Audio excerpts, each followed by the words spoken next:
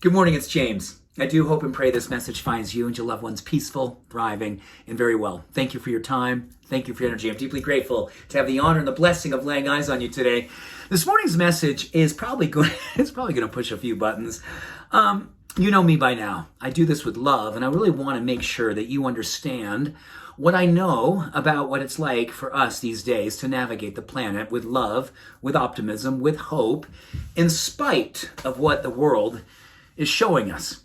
And I'm sure you've heard, as I've heard many, many times, what are you so optimistic about? Why are you so hopeful? What's up with all the love that you continue to put out in the world, given the state of the world? It's almost like the world would love for us to dim our light to make it more comfortable. I believe the world wants us to bring up our level of love and optimism and positivity, done in a way that's sincere, that's honest, that's grounded in principles, that we get an opportunity to live each and every day. I want you to know that given some of the work I've done over the last 20 plus years, being on television here in Denver for over 2 decades, doing this experience for over a decade with you, every now and then someone pops in and says, "What are you so happy about? Don't you know what's going on in the world? You're delusional. You are missing what's really happening. Wake up." Well, I want you to know, and I share this as much as I can with grace, I am wide awake. I'm highly awake. And I mean that from the standpoint, I do see what's happening in the world. And that only increases my desire to continually show up more optimistic, more hopeful, more loving. I believe that's our divine job description. In spite of the outward appearances we see in the world, we get an opportunity to choose how we will show up.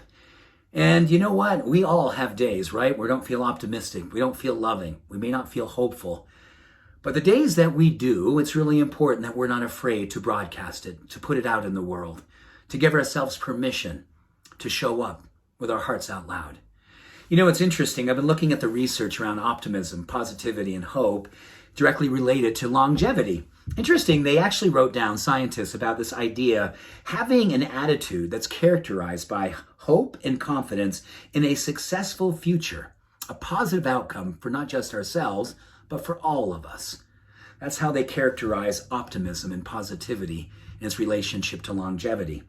They found there's 3 things that we can do every single day that'll help to improve our sense of hope and optimism. Number 1, mindfulness, meditation, walking in the woods, breathing practice, whatever you love to do. Number 2, gratitude, simply writing down things that we're grateful for, things that make us feel good, things that we appreciate. And number 3, giving ourselves an opportunity to write down what it is that we love to feel. Like, I love to feel hopeful, I love to feel optimistic, I love to feel loving. When we write down these emotions, the ones that are closest to us, it literally buoys us up emotionally, physiologically, neurochemically.